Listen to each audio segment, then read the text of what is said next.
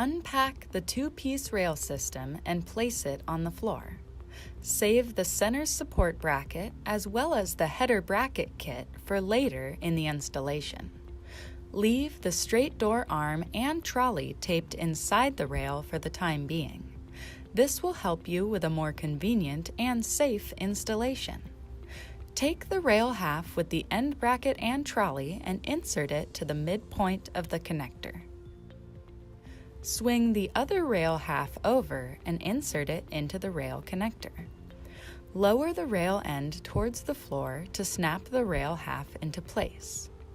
Install the connector clamps and tighten the screws.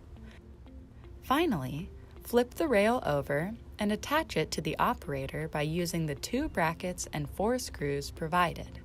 Please refer to the owner's manual for additional installation instructions.